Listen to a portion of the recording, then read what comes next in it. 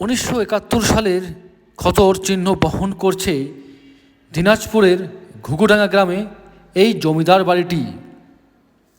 এই জমিদার বাড়িটিতে 1971 সালে পাক বাহিনীরা বোমা নিক্ষেপ করে এবং এই জমিদার বাড়ির বেশ কিছু অংশ ধ্বংস করে দেয় তারা।